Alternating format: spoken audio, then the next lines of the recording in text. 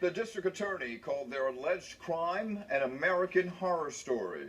And today, a mother and her boyfriend had the first of many court appearances to come in connection with the killing of young Scott McMillan.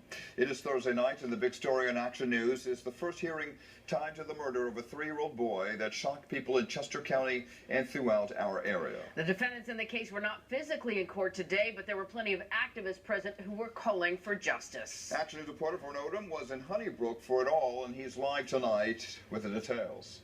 Vernon.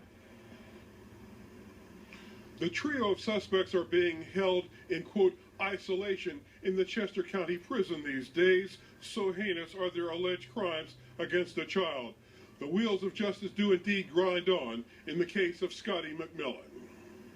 At this tiny district courthouse in rural Chester County, Gary Lee Fillenbaum and his live-in girlfriend Jillian Tate waived their preliminary hearings in the murder case of Tate's 3-year-old son Scott. He died November 4th, the prosecutor says, from systematic torture, allegedly administered in their rented trailer, with punches to the face and stomach, scourges with a homemade whip, lashes with a metal rod, bound to a chair and beaten, then tied upside down by the feet and beaten some more. Bruises on top of bruises, the prosecutor says. The government is seeking the death penalty for Fillenbaum and Tate. There are two aggravating factors here, the first of which is the age of the victim. He was only 3 years old. And the second is torture.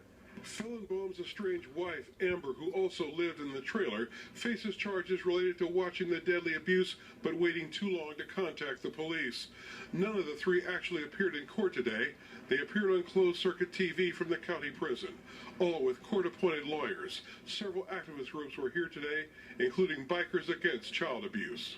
This definitely put a knot in everybody's stomach, and I couldn't ask for more people to come up. People took off work, you know, which is tough during the holidays, but because we feel so strongly against this. I'm sad. Not bitter, I'm sad. I mean, I don't think people realize how much it happens every day, and the cases that don't get reported. A trust fund has been set up for Scott McMillan's surviving brother, 6-year-old Ryan. So far, officials say $25,000 has been raised. Ryan McMillan has been placed in foster care here in Chester County.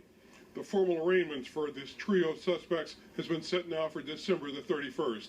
In Honeybrook, Chester County, Vernon Odom, Channel 6 Action News. Okay, Vernon, thank you.